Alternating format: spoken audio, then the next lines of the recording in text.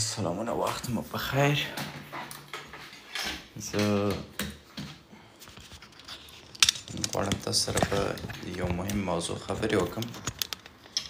فقط ماته به لږ وخت راکړئ ځکه 2 ځلې مې لایف چې دی نن کینسل کړی دی.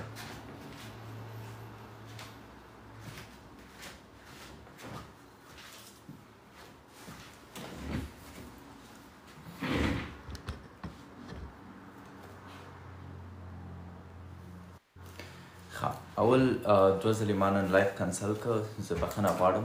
یو ځل یې وبښئ ځکه قرار و چې 2 بجې راشو مګم یو ځای کې ناسته وه او زما جلسې داسې چې یودم دی چې ورته تیاری ونیسم یو موضوع رامخته شي او مجبوره یم لاړ شم هغه حل کړم تر څو بیرته بېکاره شم.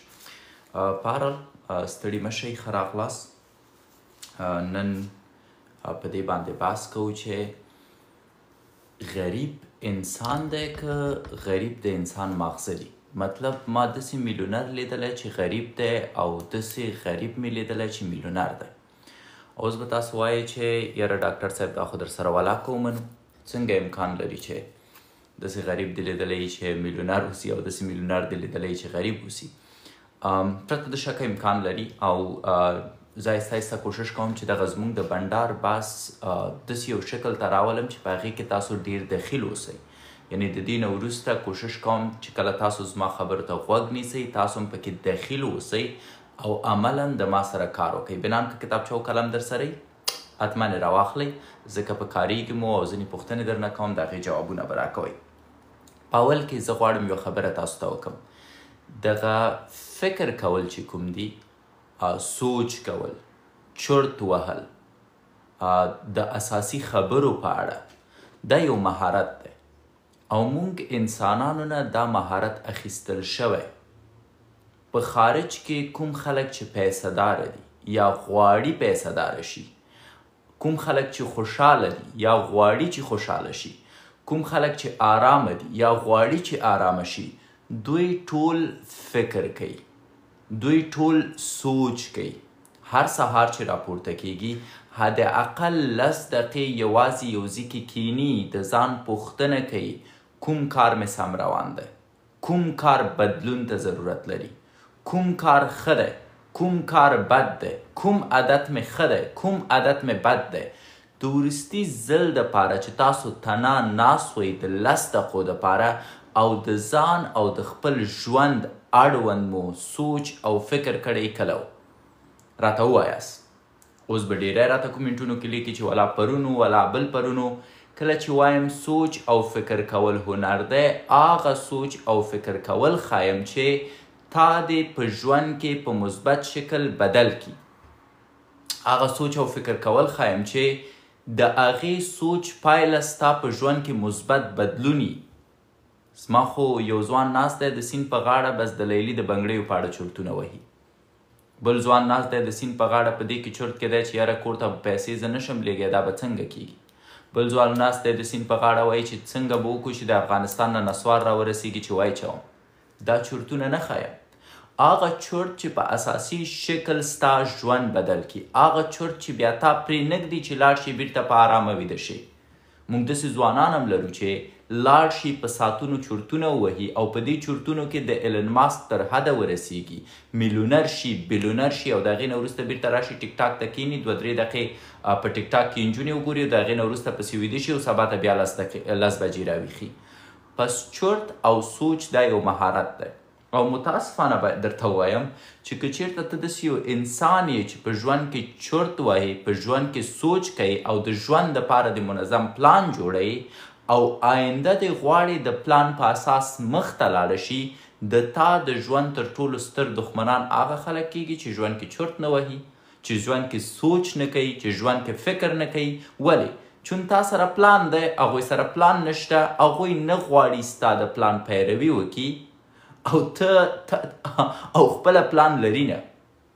بنان هغو تاسو داسې یو مسیر ته کشوي چې آینده دې معلومه نه وي، داسې یو مسیر ته دې کشوي چې زړښت دې معلوم نه وي، داسې یو مسیر ته دې کشوي چې د تا ژوند پکې خوندي نه وي. بس کشوئ روزمره ژوند څه چې کیږي هماغسې مخ ته ځه. داسې ژوند نه کیږي.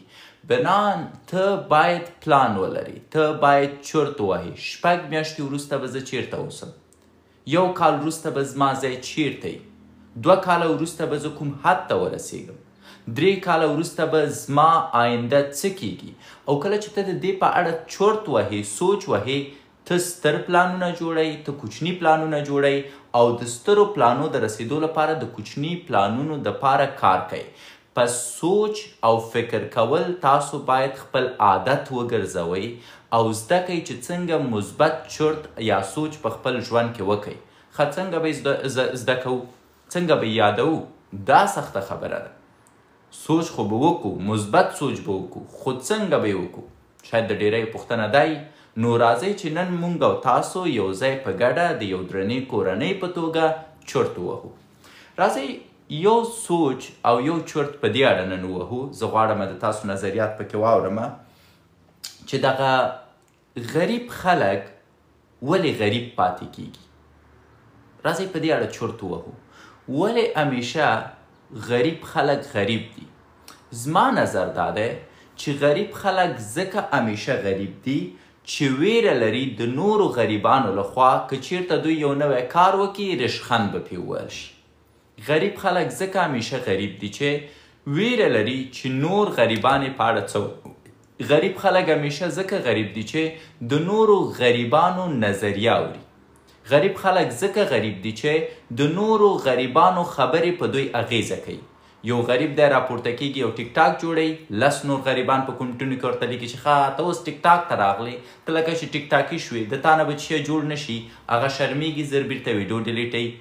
یو غریب دی راځي کراچۍ جوړوي چې کراچۍ کې میوه خرڅه کړي، هغه ورته یاله کراچیوان شوې، خیر دا پوهنتون دې څه شو، پوهنتون دې د تا ملا ماته کړي، یاله د فلانکي زوی کراچیوان شو، بیرته د شرم نه کراچۍ بنده کړي. پس غریب ځکه غریب دی چې نور غریبان ور باندې خبرې کوي او دا د هغې خبرو نه ډارېږي. اوس دا ما تاسو ته ویلې، د دې خبرې په اساس تاسو دا چرت ووهئ چې خیر پیسه دار ولې پیسه داره دی. کوم څوک شته چې اوس ما ته ووایي چې د ما د خبرې اساس که چیرته غریب د دې د خاطره غریب دی چې نور غریبان یې نه پرېږدي او منفي نظریات ورکوي، نور غریبان یې نه پرېږدي، رشخند پرې وهي، نور غریبان یې نه پرېږدي، حمایت یې نه کوي، نو پیسه داره خیر ولې پیسه داره دي؟ اوس تاسو چرتونه وجنګوئ او زه جواب غواړم. ولې خیر پیسه داره دي ستاسو په نظر؟ کوم څوک شته دی چې اوس د ما دې خبرې ته په کتو فکر وکړي چې که غریب غریب دی د دې د خاطره غریب دی چې نور غریبان دی نه پرېږدي، نور غریبان پې رشخند وهي، نور غریبان پې ملنډې وهي، نور غریبان چې دی کار کولو ته نه پرېږدي. خیر پیسه داره ولې پیسه داره ده؟ کوم څوک شته؟ نه د هغوی فکر حرام نه دی. پیسه داره ځکه پیسه داره دی چې هیڅ پیسه داره په بل پیسه داره رشخند نه وهي، هیڅ پیسه داره په بل پیسه داره ملنډې نه وهي، هیڅ پیسه داره بل پیسه داره ته منفي نظر نه ورکوي، هیڅ پیسه داره بل پیسه دار ته نه وایي چې دا کار دې نتیجه نه ورکوي، هیڅ پیسه داره بل پیسه دار ته نه وایي چې یاره د تا نه چې نه جوړیږي. نه یې وایي. که ته یو میلیونر وګورې د بل میلیونر سره ناست دی، دا یو میلیونر ورته وایي چې والا یوه نوې کمپنۍ مې جوړه کړې ده، کوشش کوم چې په خلکو شراب خرڅ کړم. دا ورته وایي چې ډېر ښه، بیخي ښه خبره ده. یو مثال در کوم، تاسو طاهر خان وګورئ، زمونږ استاد نوروز وګورئ، تاسو شاهد انور وګورئ، دوی ولې د یو بل سره لاس یو ځای کړی؟ غریبان په یو بل کې خوري. یو راجیک شوی د اسلام په نوم مثلا لګیا دی، بل راجیک شوی د امازون په نوم لګیا دی، بل راجیک شوی د هوټل په نوم لګیا دی، او په خپلو کې سره جوړ دي. هغه ته وایي څومره د تا د خلکو نه وش کول، هغه ته وایي چې تا څومره وش کول، دا ته وایي چې تا څومره خلک راچپه کړه، هغه ته وایي چې تا څومره خلک راچپه کړه، دا ته وایي چې څومره خلکو ته دوکه ورکړه، هغه ته وایي چې څومره خلکو ته دوکه ورکړه. دلته که ته په طاهر باندې حمله وکړي، هلته د شاهد د غاړې نه رانیسي، که په شاهد حمله وکړي، هلته د زموږ استاد نوروز د غاړې نه رانیسي. جالبه خبره ده. مثلا یو مثال در کوم، استاد نوروز راپورته کیږي، مثلا وایي چې موسیقي آرامه ده او دا یوازې مثال دی، لطفا دا جدي منیسئ. په جاوید امرخیل باندې بحث کوي اما بیرته راپورته کېږي شاید انور سره مصاحبه کوي چې او ته خو میلیونر یې ډېر زیات خوشحاله یو نوې انرژي دې څنګه روانه ده امازون کورس دې څنګه روان دی په داسې حالت کې چې همدغه شاید ټوله ورځ خلکو ته کنځلې کوي همدغه شاید د یوې جنۍ سره چې اصلا لباس نشته ګډیږي او نڅا کوي ولې چون پیسهداره دي غواړي ټیم اپ وکړي تر څو غریبان ولوټي او غریب څه کوي غریب بیا د همدې پیسهدارو په سر یو بل سره جنګونه کوي په یو بل ویښتان شکوي اوس د دې د خاطره وایم او دا هغه څه دي چې کله چې ته یو حد ته رسېږي بیا ته که وغواړې که ونه غواړې د پیسهدارو په کلب کې دننه کېږي مطلب ته یو حد ته رسېږي د شهرت او یو حد ته رسېږي د مالدارۍ ستا تجارت یو حد ته رسېږي نو د هغې نه وروسته د تا ملګري اتومات بدلیږي ستا غریب ملګري بدلیږي په پیسهدارو ملګرو او دا پیسهداره ملګري تا راغواړي او زه ډېر زیات بلل شوی یم د مختلفو خلکو لخوا نو بیا دو درته وایي چې ښه شکیب ستا کار خو صحیح روان دی تجارت دې سم دی څنګه مونږ سره یو ځای شي چې غریبان په صحیح شکل ولوټو څنګه مونږ سره یو ځای شي چې د غریبانو جیبونه په صحیح شکل خالي کړو مثلا یو مثال در کوم یو نفر زه همداسې غوښته ما ته ویل چې شکیب ته ډېرې ښې خبرې کوی شي خلک دې پېژني راشه ما سره چې دی دلته دغه کوه ویډیوګانې جوړوه یو میاشت پورې ما هغه سړي سره ویډیوګانې ثبت کړي د هغې نه وروسته یې راته ویلې چې دا ویډیوګانې ته ولې په فیسبوک او یوټیوب کې خلکو ته مفتي اچوئ دا باید په دې خلکو باندې خرڅ کړو مال چیرته یې خرڅ کړو دا خو زه یو ویبسایټ لرم په هغې کې به یې اپلوډ کړو خلک به د دې د خاطره پیسې درکوي او هغه پیسې به ما ته په خپلو منځو کې ویشو ما ورته ویل زه دا کار نه کوم د هغې نه وروسته ویل چې ښه ته دا کار نه کوي نور اجازه نه لري دا ویډیوګانې استفاده کړي سو پیسهداره ډېر با اتفاقه دي د دې د خاطره چې خلک ولوټي اما غریب د پیسهدارو په سر د یو بل پښې وهي په داسې حالت کې چې پیسهداره غواړي غریبان یو بل کې سره په جنګ اوسي یو بل ساده بیا هم وایم دا یوازې مثال دی جدي مه نیسئ یو ساده مثال در کوم د یو نفر دی فرض کوو شاید انور دی د یو بل سړي سره چې افغانستان ته لاړو چا ورته بیا لونګۍ مونګۍ هم اچولې وه چې ریل سټیټ اخلي دوی یو بل سره جنګ وشو یو راپورته شو هغه بیا به که هغه راپورته شو دی را بیا به که دفتن دوی په وټساپ کې سره خبرې شروع کړي چې و سړیه که ته زما رازونه افشا کوې نور خلک زما امازون نه اخلي زه به راپورته شم ستا رازونه به افشا کړم نور به خلک تا نه په دوبۍ کې کورونه وانخلي نو بهتره خبره دا ده چې د دې په ځای چې ته ما له منځه یوسې زه تا له منځه یوسم سره یو ځای شو یا په فیسبوک کې وګورئ په ټیک ټاک کې به یو مثال درکړم ځکه ټیک ټاک کې بهتره پوهیږئ ولی الله لرو مونږ چینګو لرو مونږ نه پوهېږم څه شی او څه شی دو ولې یو بل سره وران نه دي ولې د یو بل سره جنګ نه کوي ولې د یو بل سره ستونزه نه لري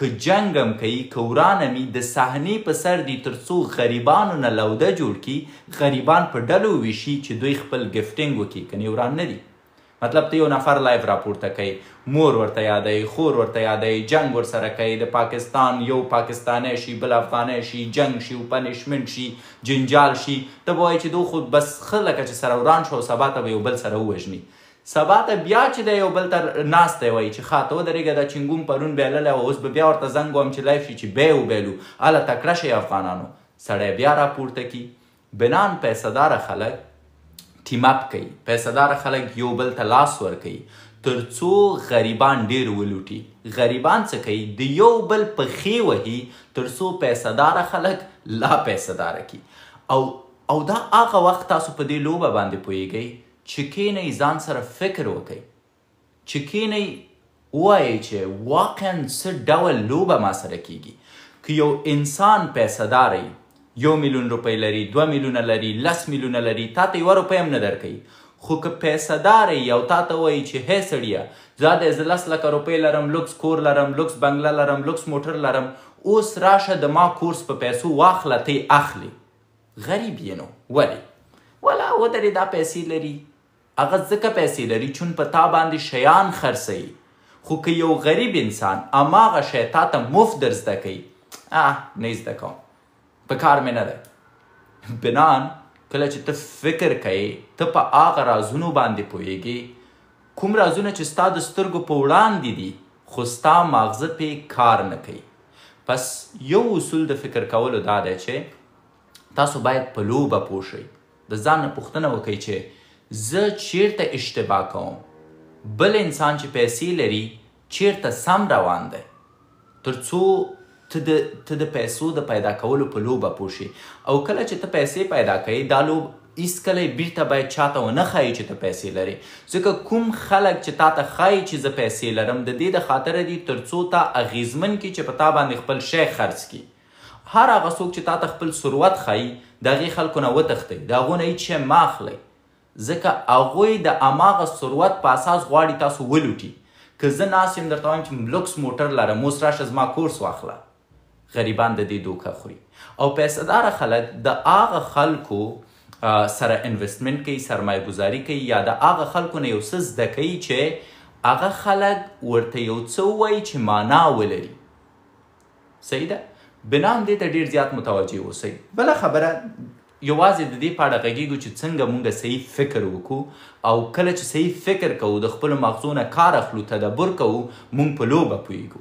نو اوس درته یو بل مثال درکوم که په لومړي مثال کې پوه نه شوئ. دوم مثال، ځکه دا موضوع لږ مغلقه ده، فکر کول لږ څه سخت دي. دوم مثال داسې درکوم چې ولې اکثریت غریبان تشویشونه لري، او ولې اکثریت غریبان ژور خفګان لري، ولې اکثره غریبان خوب نشي کوی، ولې اکثره غریبان زر په غوسه کیږي، ولې اکثره غریبان ډیر جنګونه کوي، ولې اکثره غریبان وسواس لري، او په ټوله کې ولې اکثریت غریب خلک رواني اختلالات لري. دلیل یې څه دی؟ کار چا راته ویلی؟ صحیح ده. ولې اکثریت غریب خلک تر ډیره حده پورې رواني اختلالات لري، ژور خفګان لري، پریشانه دي، سوچونه کوي؟ اساسي ستونزه دا نه ده چې دوی پیسې نه لري. اساسي ستونزه دا ده چې دوی وخت لري چې چرت ووهي، دوی وخت لري چې خفه اوسي، دوی وخت لري چې پریشانه شي، دوی وخت لري چې بې ځایه خبرې وکړي کوم چې دوی ته هیڅ ګټه نه لري. ځکه دوی ته رواني اختلالات پیدا کیږي. پیسهداره خلک وخت نه لري، اصلا فرصت نه لري چې ډپرس شي، اصلا فرصت نه لري چې تشویش پیدا کی، اصلا وخت نه لري چې رواني ستونزه پیدا کی. یو غریب ناسته 3 ساعته په پنچرمني کوي، د هغې نه وروسته به راغلی په کور کې به ناستي د خپلې تلسي په اړه به فکر کوي چې اخ دا جنۍ دا به کله زما کیږي، دا ولې لاړه، دا به چیرته پیدا کوم.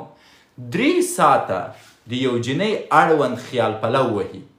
یو پیسهداره مین دی په هماغه جنۍ باندې، اما وخت نه لري چې په اړه یې چرت ووهي، چې کیني چې د جنۍ په اړه چرت ووهي، درز ایمیل ورته راشي چې وسړیه دا تجارت دې څنګه کیږي، کیني د هغې ایمیل جواب ورکړي چې څنګه هغه ایمیل خلاص شو، چې کیني ته ودرېږه د مینې په اړه مې چرت وهم، درز مسج ورته راشي چې وسړیه راشه میټینګ لري، لاړ شي بیچاره میټینګ ته منډې کړي، چې څنګه یې میټینګ خلاص شي ووایي ته ودرې چې دغه جنۍ په اړه لږ چرت ووهم، درز زنګ ورته راشي چې راشه مال دی چې دی بند دی په ګمرکاتو کې، منډه کړي ګمرکاتو ته.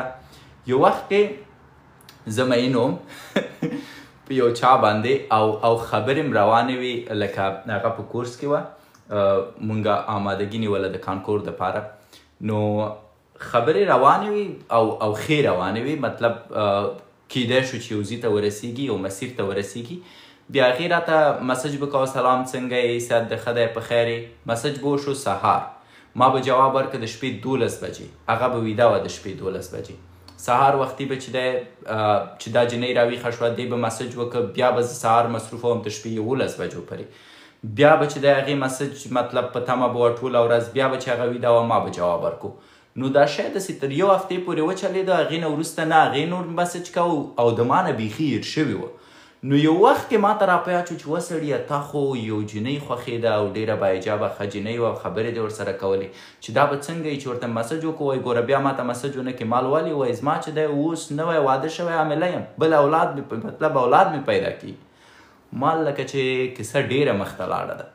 ولې؟ چون ته فرصت نه لرې چې کښېنې څه تېر یادونه مې را په یاد شو، ته فرصت نه لرې چې کښېنې د زړه غم وخورې، ته فرصت نه لرې چې کښېنې ډرامه جوړه کړې، ته فرصت نه لرې چې کښېنې وژاړې، ته فرصت نه لرې چې کښېنې یو نفر 10 ساعته دلاسه کړې، ته فرصت نه لرې چې کښېنې یو نفر نه 10 ساعته ګیلې وکړې، ځکه ته یو پلان لرې، ته یو مسیر لرې او ته یوه لاره لري چې هغې ته باید ورسېږي او هره ورځ په دې فکر کوي چې زه څنګه هغې ځای ته ورسېږم او هر هغه څوک چې په منځ کې رادانګي ډرامه جوړوي درته مشکلات درته جوړوي کوشش کوي چې بېمانا د وخت ضایع کړي ته ترېنه کرکه پیدا کوي ته ترېنه نفرت پیدا کوي اکثرا تجاران ډېرو ښو ښځو سره یو ځای شوي او یعنی ډېرو باعزتو ښځو سره یو ځای شوي اما هغه ښځې نه پوهېږي چې د ما د نارینه په مغز کې څه روان دي او زما د نارینه خوب څومره ستر دی هغوی کوشش کوي چې خپل نارینه راکش کړي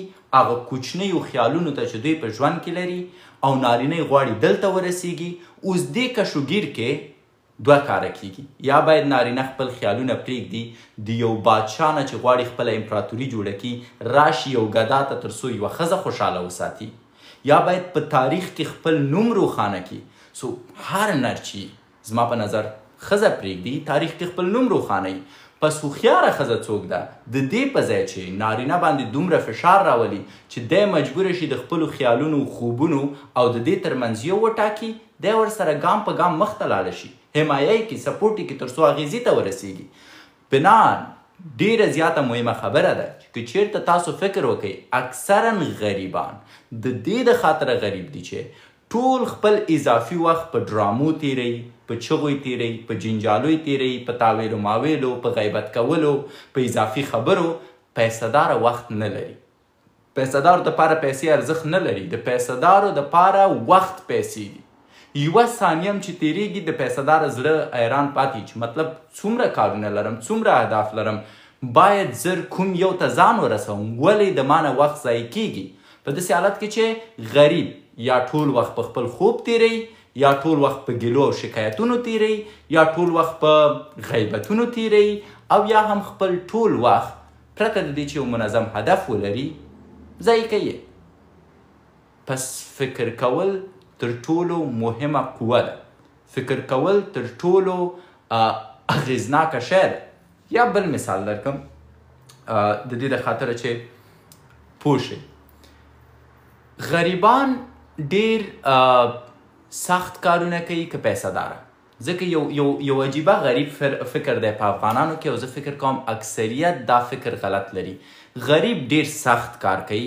که پیسه داره ډیر سخت کار کوي کوم یو ډیر زحمت وباسي ستاسو په نظر غریب که پیسه داره غریبان یو ملګري ویلي غریب سخت کار کوي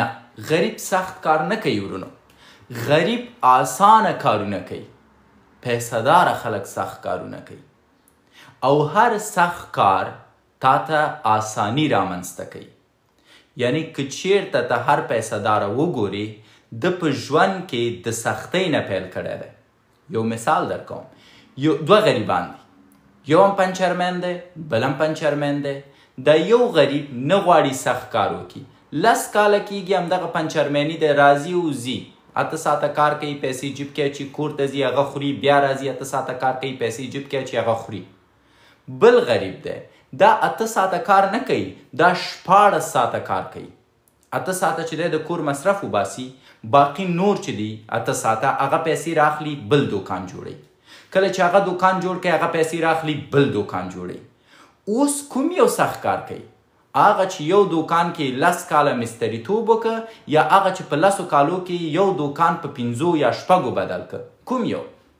پرته د شکه هغه انسان چې یو دوکان په 6 دوکانونو بدل کړه بنان مونږ یو شی د یاده وباسو اکثره غریبان ځکه غریب دي چې په لومړیو 3-4 کلونو کې په ځان سختۍ نه راولي یو بل مثال درکم یو غریب انسان دی بل غریب انسان دی یو غریب انسان زی وظیفې ته پیسې پیدا کوي غر منډه کوي ټولې په چکر مصرفوي بیا پیسې جمعي بیا ځي چکر ته بیا په چکر یې مصرفوي بل غریب دی 2 کاله مکمل د کور نه نوځي کار کوي پسنداز کوي چکر نه وهي خپل وخت نه ضایع کوي میلې نه کوي تفریح نه کوي 2 کاله وروسته ګوري چې هغه پیسې راخلي په یو بل تجارت بندوي نور مستقل دی نور د خلکو مزدورۍ او نوکرۍ ته ضرورت نه لري چا سخت کار وکړه بنان مونږ همیشه چې کله پیسه داره خلک ګورو د پیسه دارۍ په اوج کې ګورو یعنی ګورو چې او دا پیسه داره دی ګوره بېغمه ناست دی بېغمه پروت دی کاروبار نه کوي زحمت نه وباسي ورور مې څومره زحمت چې هغه وباستلی دی شاید د تا پلار او د تا کار که سره یو ځای کې هغومره زحمت تاسو دواړو نه یې ویستی. زه یو مثال در کوم. 14 کلنۍ نه زه لګیا یم وهم تجارت وکړه، مختلف تجارتونه، مختلف کارونه، مختلف بزنسونه، مختلف مشکلات. فرض وکړه زه غواړم په خپلې 40 کلنۍ یا 15 کلنۍ کې تقاوت واخلم او د هغې نه وروسته زه غواړم چې په تاسو بیا ځان وښایم، بیا خپلې موټرې درته وښایم، خپل کور درته وښایم، بیا بریتونه تاو کړمه، بیا سپک سپک کارونه وکړم خدای ناخواسته وروسته د 40 کلنۍ نه یا 15 کلنۍ نه. اوس کله چې زه 40 کلنۍ ته رسېږم او خپل تقاوت اخلم او ټوله ورځ مزې کوم، تاسو به هغې وخت کې زما په سن وئ نو تقریبا به بوډاګان شوي یئ. تاسو به وایئ چې د شکیب ته وګوره مونږ کار کوو دا بس پیسه داره دی هېڅ زحمت نه وباسي. اما د یاده مو وتلي چې همدا شکیب کله چې 14 کلن و زحمات شروع کړي وه تر 40 کلنۍ پورې. د شکیب تفریح دا وه چې کله به بیکاره شو لایف کې به راغی نصیحتونه به یې کول. بنان په یاد مو اوسي چې تاسو باید زحمت وباسئ. او دا جالبه ده ښه ده چې را په یاد شو څومره ستاسو دا فکر لرئ چې په کوم وخت کې باید تقاوت واخلئ. ځکه درته وایم چې فکر وکئ. زه غواړم په خپلې 40 کلنۍ کې تقاوت واخلم. زه نور نه غواړم کار وکم، نه شخصي کار غواړم وکم، نه غواړم پردی نوکري وکم. غواړم په 40 کلنۍ کې مستقل اوسم، د خپل وخت صلاحیت خپله ولرم او نړۍ وګورم. آیا تاسو د ځان نه پوښتنه کړې چې تاسو باید تقاوت واخلئ؟ کوم پوښتنه کړې کله باید تقاوت واخلئ؟ فرض وکړه تاسو ویلي چې زه 15 کلنۍ کې اخلم. اوس څو کلن یې؟ فرض وکړه اوس وایي چې ولا زه 10 کلن یم. 15 کاله وخت لرئ. په 15 کالو کې ته داسې څه کوئ چې خپل پاتې عمر پرته د کار کولو نه بیا تیر کړي، بیا په هغې کې مزې مو کوي، په هغې کې چرچې مو کوي او په هغې کې چکرې مو وهي. څه کوئ؟ پلان نشته. د غریب سوچ درته وایم پرېږده مړه تر 15 کلنۍ خدای پوهېږي څوک ژوندي څوک مړه او ګورې به چې همدا بدبخته به بیا ژوندی پاتې شوی. همدا چا چې پلان نه یې جوړ کړی هماغه بیا ژوندی پاتې کېږي او کوم بیچاره چې پلان جوړ کړی پیسې جوړې کړي هغه بیچاره بیا مړي. خدای دې ما نه مړ کوي که داسې چې پلان خرابه کړو. خو مثال دا وایم چې معمولا هغه خلک ستونزو سره ګیر پاتې کېږي چې پلان نه لري. بنان فکر کول مهمه خبره ده. فکر کول ډیر زیات مهم دی ملګرو. که ژوند کې فکر ونه کوئ او خپل ماغزه بدل نه کوئ ستاسو ژوند نشي بدلیدی. ته به ډیر خلک وګورې عجیب و غریبې به وایي. مطلب زه نه پوهېږم یو شی زه تاسو ته دومره وایم چې تر ټولو سخت کار د غریبو خلکو سره بحث کول دی. ځکه دوی نه غواړي بدل شي او حتی که ته ورسره بدلیږي بیا هم خوشحاله نه. بنان تر څو مو ماغزه میچور نشي او ماغزه هغه وخت میچور کېږي چې تاسو کتاب ولولئ. زه یو مثال درکړم. ما ډیری د کابل پوهنتون ځوانان لیدلي په چا د بده نه لګېږي. لسګونه کتابونه یې ویلي. مثلا چا چې طبابت ویلی په طبابت کې چې دی کتابونو کې ځانونه مړه کړي، چا په انجینرۍ کې، چا په حقوق علوم سیاسي کې. مطلب دوی ښه زحمت ویستی خو داسې کتاب یې نه دی لوستی چې هغه د دوی شعور ځواکمنه کړي. داسې کتاب یې نه دی لوستی چې هغه دوی ته په ژوند کې یو هدف ورکړي. داسې یو کتاب یې نه دی لوستی چې هغه دوی د عقلاني اړخ نه ځواکمن کړي. هر هغه انسان چې په ژوند کې منظمه برنامه نه لري، منظم پلان نه لري، اولویت نه لري او د منظمې برنامې او پلان په اساس ژوند نه کوي، توکلډز. هغه یو ملګری دی زما هغه وایي توکلډز ژوند. توکلډز ژوند څه معنا؟ مطلب سهار راپورته شه چې کوم طرف ته ژوند کش کړي په هماغې طرف ته ورکش که، بیرته چې دی راشه او ویده شه او سبا بیا راپورته شه. دا ژوند د ځینې خلکو نه نه کیږي. مثلا زه شخصا داسې ژوند که چېرته څوک راته وایي چې داسې ژوند خوښوي یا مرګ، زه ورته وایم ما ته مرګ بهتره دی. ځکه ژوند کې ته باید یو آینده وګورې. ته باید ووایې چې هی زه 3 کاله وروسته غواړم هر څه پرېږدم، خودمختاره اوسم، نه غواړم نور کار وکم، نه غواړم نور نوکري وکم، نه غواړم نور شخصي کار وکم، غواړم دومره پیسې ولرم چې ټوله نړۍ وګورم راتلونکو 3 کلونو کې. اوس ته هدف لرې. د دې هدف دپاره څه کول پکار دي؟ نو خو بیا 3 کاله باید ته زحمت وباسې، 3 کاله باید ته ستونزو سره مخ شي، 3 کاله باید ته جهنم نه تیر شي. بنان دې شیانو ته باید ډېر زیات پام وکئ، فکر وکئ. ځکه الله تعالی درته وایي چې د عقل نه مو کار واخلئ، نښې وګورئ، تدبر وکئ. او موږ په خپل ژوند کې دومره مصروفه شوي یو چې فکر نشو کولی. نو انشاءالله چې پوه شوي اوسئ چې غریب انسان نه دی. انسانان ځکه غریبان دي چې د مغزو نه کار نه اخلي. هر هغه انسان چې ته ګوري چې غریب دی، نه خپله پلان لري او نه د بل چا پلان اوري. دا تر ټولو غټه ستونزه ده په غریبانو کې. که زه غریب اوسم او خپله پلان ونه لرم، زه هم داسې یو چاته چې پلان راکړي، او که زه پلان ولرم د خپل پلان دپاره صادقانه کار کوم او پلانونه بدلوم تر څو راته نتیجه راکړي. بنان فکر وکئ، لطفا په ژوند کې فکر وکئ، ځکه فکر کول دي چې ستاسو ژوند بدلی. زما نیم ساعت پوره شو، وخت تاسو ته درکوم، ستاسو نظریات اورم او په عین حالت کې ستاسو پوښتنې که چیرته یي هغه راخلم. سلامونه، وخت بخیر. ټیچر جوادو، السلام ورحمت الله. ډاکټر صاحب محترم، جوړ په خیر. په دې هیله چې روغ منده اوسې. یو خو د داسې خطرناک نوم دې لیکلی چې فکس 30 ثانیې ما پرې چرتونه وهل. دا خو ډېر اسان دی استاد جوادو. صرف جوادو وایي، ما ته قبول دی، مشکل نه لري. یا جواد نظر دی اورم. په ډېرې بخښنې سره پروګرام ته ډېر داسې او بې وخته ټایم کې برابر شوم چې زه داسې په سیسټم پوه نه شم چې موضوع څه او بحث یې څه. خو فقط زما یو سوال دلته مې ملګری ناست ستان کې مې، او دا کومه چې موضوع شته روانه کړې ټول مربوطه د دیو. خو دې ته باندې قناعت نشو ورکولی. مې که چېرې ډاکټر قناعت درکړو ښه به وي، که نه بس زه خو سقوط یم ورسره. ټیچري محنت نه ورکوي ورته. دې ته فقط زما د دې بس په دې و چې دغه دی د ورځ او د شپې حساب و که نه. اوس تقریبا دا د 12 بجې زمونږ ورځ بدله شوه، یعنې شپه واوښته، تاریخ واوښته. دا وایي نه، دا و شپه ده او ورځ چې ده بیا سبا ته شروع کېږي. زه یم ګوره دا تاریخ داسې موږ ته نه دی راغلی، نو فکر کوم چې دا رقم وسي. نو قناعت مې ونه کړی شي په هېڅ صورت نه. ورته ووایه چې ورځ د شپې د 1 AM نه شروع کېږي. نه یې مني، دقه ټکه نه مني. ورته صحیح ده، ورته د تا خبره صحیح ده. ولې ورسره لکه دې مثال قناعت څه رقم ورکړم، دا انسان کې مې ناست اواز یې اوري. نه ورته د تا خبره صحیح ده. اوس فرض وکړه چې کله دې ورته وایي چې تا خبره صحیح ده، خپله غلی کېږي. ګورئ، زه تاسو ته یو تخنیک ښایم استاد، او دا ډېره مهمه خبره ده. د ځینو خلکو سره په ځانګړي ډول دا تخنیک زه د ایتستانو سره مختصم دی. ځینې خلک چې یو شی نه مني، هغوی سره بحث مه کوئ، ځکه ستاسو ماغزه ستړي کېږي.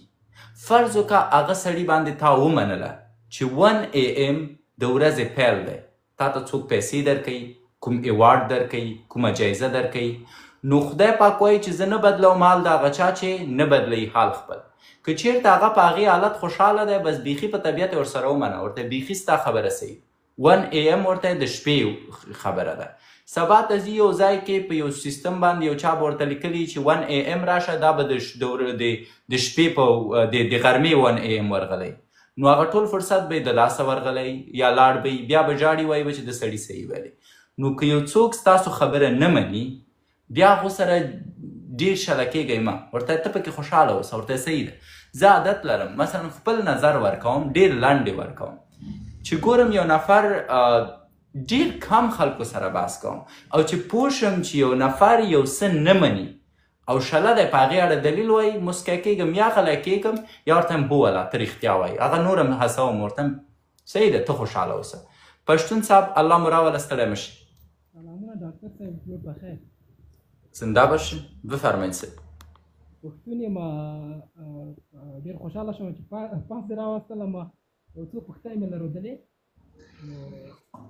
درست است. صدایتان یک کم پایین است، اگر لطفا صدای بالاتر صحبت کنید.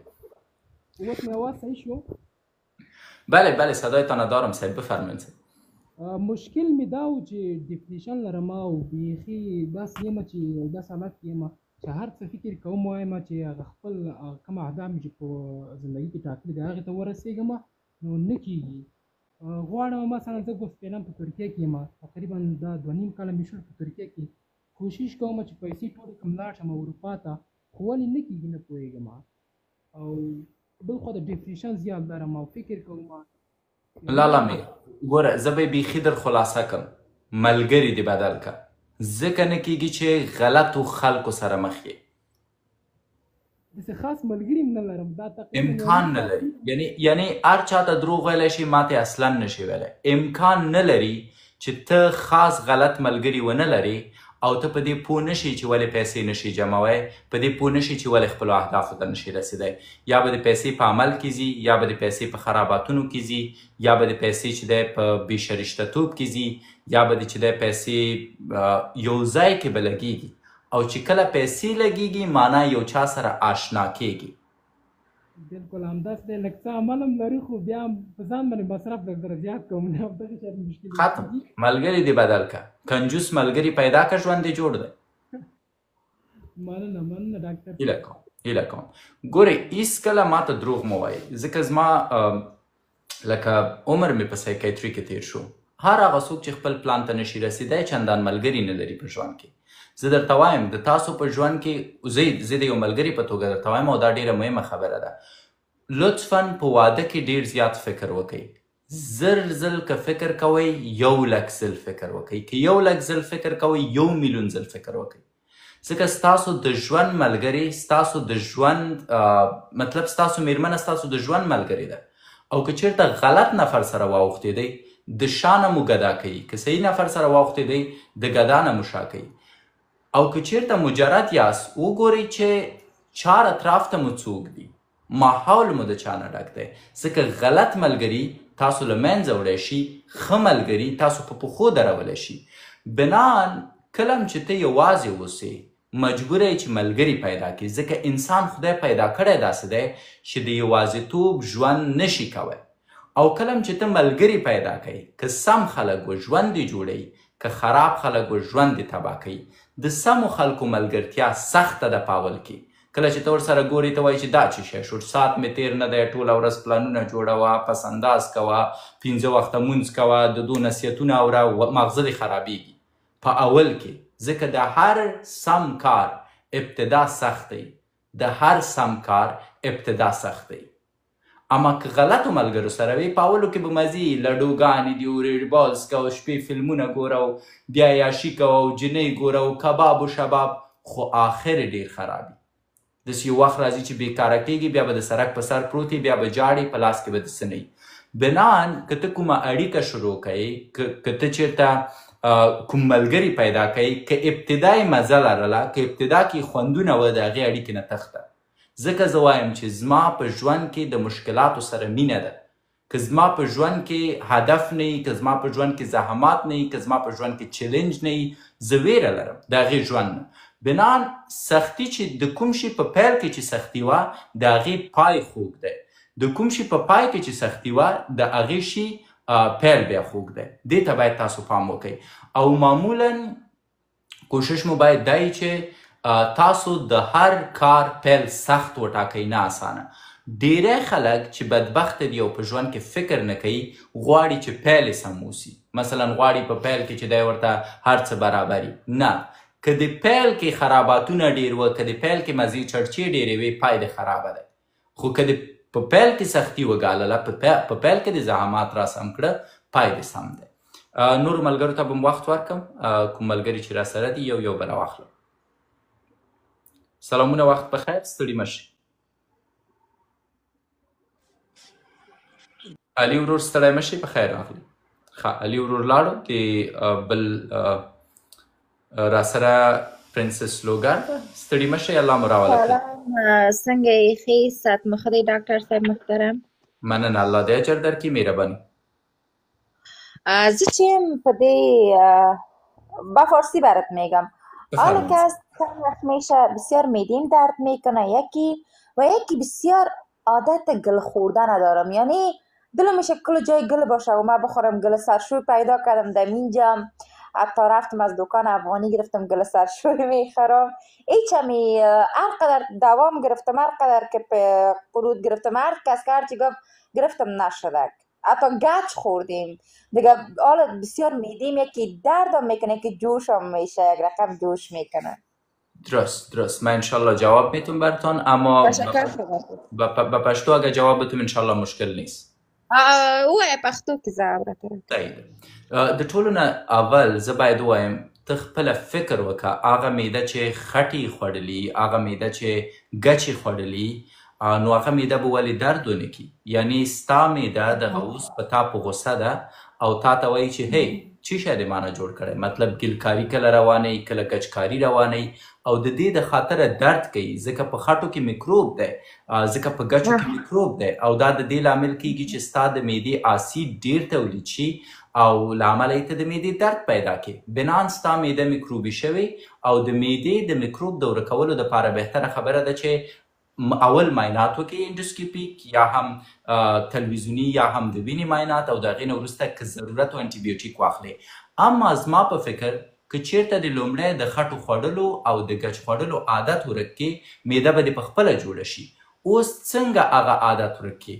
اصلي پوښتنه دا ده چې کومې ښځې چې خاوره خوري یا ګچ ته یې زړه کیږي، دوی په خپل وجود کې د ځینو ویټامینو کمبود لري. په دې کې ستا ګناه نه ده. دا د ډاکټر صاحب همدغه خبره وکړله ماته، ویټامین راکړه خو هغه ویټامین هم تاثیر نه کوي. مشکل نشته. ګوري تاسو دا هیله مه لرئ چې ستا په وجود کې دی چې یو ویټامین کمی هغه د دفتن پوره شي. زه یو مثال درکوم. 6 میاشتې کیږي چې زه د خپل وطن نه راغلم یو بیګانه وطن ته. په دې 6 میاشتو کې زه روغ و جوړ وم. 6 میاشتو نه وروسته ماته سردردي پیدا شوه او زړه تنګي راته پیدا شوه. ما ځان سره ویل چې ته خو خپل عقلي و عصبي ډاکټر یې، مبادا چې تا ته رواني تکلیف پیدا شوی نه وي. نو زه حیران شوم چې زه خپله ډاکټر اوس ماته لکه چې تکلیف پیدا شو. لاړم ډاکټر ته. ډاکټر راته ویل چې سړیه ته د رواني اړخ نه ښه او ته باید ماته مشوره راکړې. نو ما ویل مشکل څه دی؟ وویلې د داخلي ډاکټر ته لاړ شه. داخلي ډاکټر ته لاړم، د وینې معاینات یې راکړه، د وینې معاینات مې وکړه، ځینې نور معاینات ماته ویل ستا خو ویټامین ډي او کلسیم کم دي. اوس زه لګیا یم ویټامین ډي او کلسیم خورم. په 6 میاشتو کې چې دا کمیدل هیڅ نښه نه وه. 6 میاشتې وروسته نښې پیدا شوې. اوس که زه غواړم بیرته مې ویټامین ډي او کلسیم پوره کړم، حداقل 6 میاشتې وخت نیسي چې بیرته پوره شي. بنان کله چې ته دوا خورې د ویټامینونو د پوره کولو دپاره بي کمپلکس ویټامین واخله. وسپنه ډیره مهمه ده، د خپل وجود وسپنه دې پوره کړه. کلسیم واخله، کلسیم تا ته ډیر زیات مهم دي. او ویټامین ډي او ویټامین ډي 3 واخله. دا 4 شیان چې ما یې نومونه واخیسته، دا به پوره د 4-5 میاشتو دپاره خورې. وروسته د 4-5 میاشتو به دا بیرته ستا په وجود کې مکملیږي. داسې نه دی چې یو ځل ستا د وجود وسپنه کمه شي او ته 2 ورځې دوا وخوري او په سبا هغه ښه شي. وجود که خرابیږي آهسته آهسته خرابیږي او که ښه کیږي ډیر وخت ضرورت لري چې بیرته ښه کړي. نو باید ورته حوصله وکړي او د حوصلې په اساس مخته لاړه شي، خو متوجه اوسه که خاورو ګچو ته دوام ورکړي دا په شدید شکل ستا معده نه یوازې چې درد کوي، تیزاب پیدا کوي او چې تیزاب یې پیدا کوي دا کولی شي چې ستا د معدې هغه اسید لوړ کړي. کله چې د معدې اسید لوړ شو ستا معده چې دی آهسته آهسته شړېږي. کله چې وشړېده سوری پیدا کوي. نو کله چې یو چا معده زخمي شي یا سوری شي بیا هغې ته پیپټیک السر وایي. پیپټیک السر بیا ډیره جدي ستونزه ده. پس لطفا د ګچو د خټې نه تېره شه، کش ورکه دوا ته د کلسیم، ویټامین ډي 3، ویټامین ډي او ورسره بي کمپلکس او آیرن. دا دوا نوشیجان که تر څو ښه شي. نورې اړیکې راخلم، نور دوستانو ته هم وخت ورکوم. سلامونه فانی دنیا، الله مو راوله، ستړي مه شئ صاحب. سلام علیکم ډاکټر صاحب. وعلیکم السلام، مهرباني له تاسو اورو صاحب. اول خو تاسو ته بیا لیدونکو ټولو ته سلامونه وایم ډاکټر صاحب. مننه. ډاکټر صاحب یو سوال مې درلوده، دغه خوراک نه کېږي زیاتره وخت ډوډۍ، یعنې ډوډۍ هېڅ خوند نه کوي ډاکټر صاحب، نه پوهېږم ولې. کوم ځای کې اوسېږې ورور؟ زه اروپا کې یم ډاکټر صاحب. هوا څنګه ده؟ هوا خو به ګرمه نه وي؟ هوا والا ډېره ګرمه ده. هوا خو دغه وخت کې دغه میاشتو کې تقریبا یو میاشت بعد نور کارونه هم رخصت کېږي، لکه کارونه نه کېږي که نه ګرمي ډېره زیاته وي. صحیح. یو ځای کې چې هوا ګرمه وي هوا په مستقیم شکل اغیزه کوي ستاسو په اشتها باندې. مثلا که چېرته ته جلال آباد ته لاړ شي هلته خلک که د سهار ډوډۍ وخوري خوړلې به وي، که نه تر ماښامه پورې نور اشتها نه وي. ولې؟ چون ګرمه هوا د سړي اشتها سوځوي. بنان په داسې شرایطو کې څه کول پکار دي؟ په خپل خوراک کې ترکاري ډېرې کوي او د ترکاري ترڅنګ مستې ور اضافه کوي، ځکه مستې او ترکاري ستاسو اشتها راولي او د دې ترڅنګ تروشه شربتونه وڅکئ. که چېرته یې تاسو په یاد اوسي کله هم چې زه بحث کوم د ما په لاس کې غاړ د لیمو دغه جوړ شوی شربت یې زه څښم، یو نن نشته، ځکه دا بیرته تا په اشتیا راولي او د ګنګسیت نه دې خلاصوي. او که چېرته دې شیانو نتیجه ورنه کړه بیا د اشتیا شربت باید واخلي. اما ګرمه هوا ستاسو اشتیا سوځوي، دا په دې معنا نه ده چې خدای ناخواسته تاسو کوم تکلیف لرئ، تاسو روغ و جوړ یاست. ګرمه هوا مو اشتیا سوځوي. مستو ته کش ورکه، ترکاري ته کش ورکه او تروشو شربتونو ته که پکې یخ واچوئ نور لا نور. که دې نتیجه ورنه کړه د هغې نه وروسته بیا کولی شئ ځان ته د اشتیا شربت واخلي. یعنې ډاکټر صاحب له کوم وخت نه چې افغانستان راوتي هغه وخت نه وروسته نه پوهېږم داسې نه ده چې یوازې اوړي کې نه کېږي، ژمي کې هم خوراک نه کېږي، ژمي کې هم همدغه که چېرته دې په عمومي شکل باندې اشتیا د لاسه ورکړي، هغه هم کله چې د افغانستان نه راغلی بیا دا کیدای شي د رواني اړخ له امله موږ یو څه لرو په سایکیټري کې د ایټینګ ډسارډر په نوم یا د خوراک اختلال.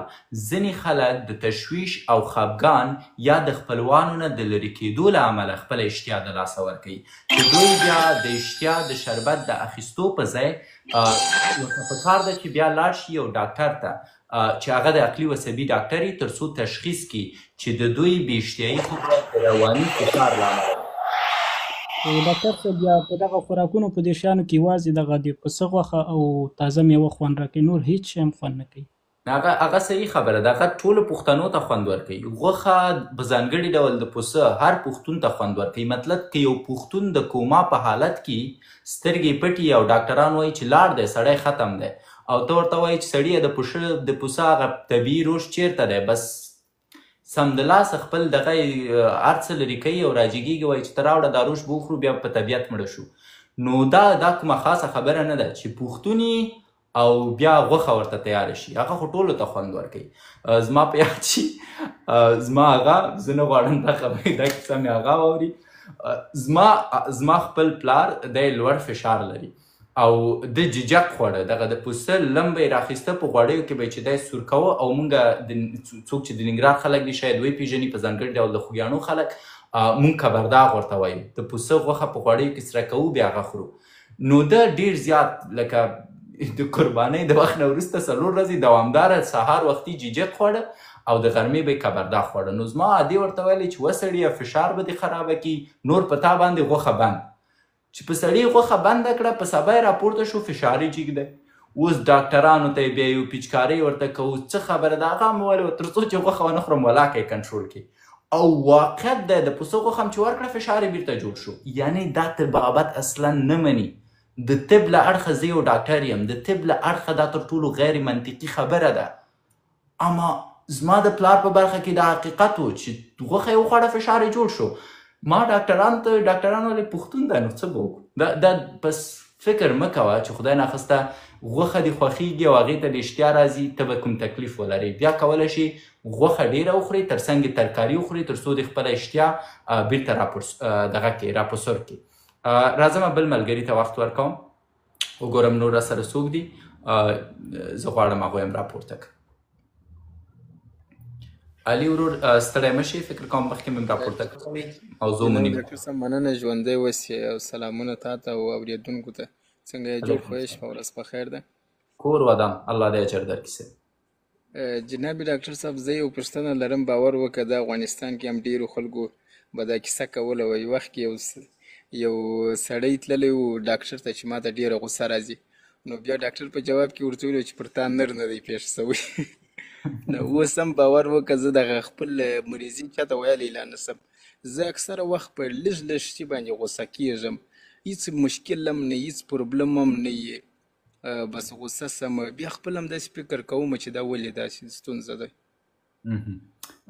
زموږ یو زه به دا درته جواب کوم او کوم څه چې درته وایم لطفا دې ته جدي متوجه شه، ځکه دا ستونزه به د انشاءالله خدای پاک حل کړي. خو زما یو ملګری و، نوم یې نه اخلم ځکه اوس په لمر تلویزیون کې کار کوي، هغه هم ډاکټر و، د ما سره اسسټانټ و او یو ورځ د نه وم لاړ، نو دی د ما په زیالته ناست و او ده د ما نه زده کړي و. یو کوچنی ماشوم ورته راوستی و، تقریبا 12 کلن ماشوم و، هغه لږ سلوچک و، پرې ګابلین یې وهل.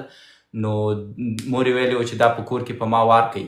نو د ډاکټر داسې کتلي وویل ښه ته اوس په مور وار کوې ته هم دومره شوې چې په مور وار کوې ورغلی و ماشوم ته ورنږدې شو ویل که ته نر یې په ما وار وکړه هغه هلک هم خو پریګابلین وهلي و هغې وخت کې نشه و درز دی په خولې وهله خولې نه وینې روانې وې لاړو تشناب ته چې زه راغلم مال څه خبره ده وایي اوس لږ پاتې نوم یې واخلم ډاکټر صاحب سراج یادوم وایي ډاکټر یې په خولې وهلی دی خوله یې ورته وینې کړې ما ورته څه خبره شوې وایي ته خلکو ته وایي چې ته په غوسه کېږي ته اوس ما ته په غوسه شه وایي هېڅوک تا ته نه په غوسه کېږي وایي ما ورته ویل چې ما ته په غوسه شه زه یې ووهل وخت ناوخت داسې کېږي اما اساسي خبره دا ده چې ولې تاسو ته غوسه درځي 3 عوامل لري لومړی ستاسو شاید خوب پوره نه وي خوب ډیر زیات مهم دی د غصې په کنټرول کې ځکه کله چې ستا ماغزه استراحت ونه کړي هغه ستړي کېږي ښه خبره هم پرې بده لګېږي او ته جنګ کوې د هغه خلکو چې یا خوب پوره نه وي یا نارماله او په وخت خوب ونه لري د دې خلکو غصه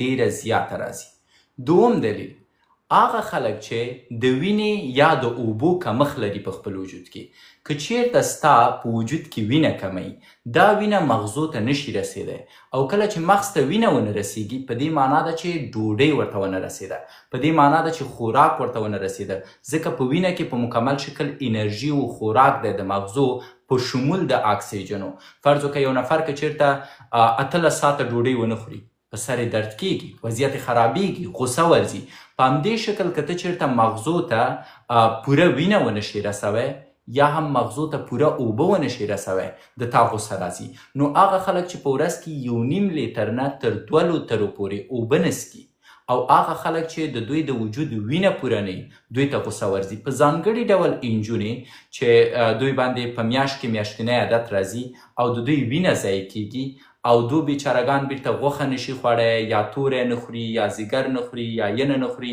په ځانګړي ډول اوکي انجونې هغه چې بېځایه غرور کوي دا زما ډېرې بدې راځي زمونږ یوه صنفه وه ډاکټره وه زما په چی شي خوښېده کله پاچه به دې د مونږ سره خوړله جګر به دې د مونږ سره خوړه مطلب چیرته چې مردارخوري خوراکونه و دوی به د مونږ سره کوو او د مونږ نه به لوکس دې د پسخ پر اخیستی و غرض غوبل به پیر اخیستی و جنۍ باید داسې اوسي نارینه په هر حال ځکه مونږ وینه نه ضایع کوو هره ورځ مونږ جنګ نه کوو چې څوک مو په چاقو وهي او د مونږ نه 1 لیتر یا 1.5 لیتر وینه ضایع شي اما انجونې په میاشت کې حد اقل دو باید 3 جګره راچپه کړي حد اقل یې باید 2 توري راچپه کړي حد اقل یې د پسه 2 خپې وهلي حد اقل یې باید 1 کیلو سرخي غوښه خوړلي دا د انجونو دپاره ډیره زیاته مهمه ده ځکه دوی دوامداره وینه ضایع کوي او اوبه د ټولو دپاره مهمې دي په ځانګړي ډول بیا د نارینهو دپاره ډیرې مهمې دي ځکه د نارینهو د وجود مایات زر کمیږي نسبت ښځو ته بنان 1.5 لیتر الی 2 لیتره اوبه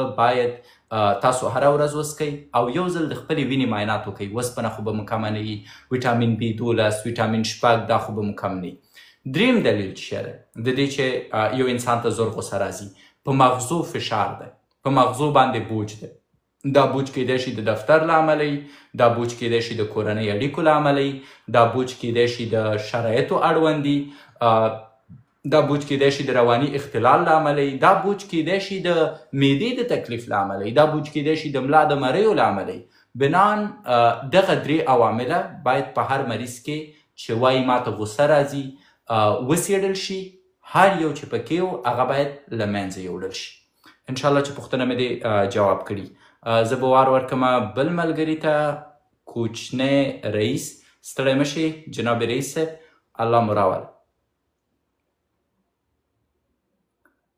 رئیس جان که مو غږ اورئ ستړی مه شئ مهرباني رئیس تر اوسه پورې لوډینګ کې دی نو زه به بل چاته وخت ورکړم بیا به راشو هغه ته سلامونه ستړي مه شئ صاحب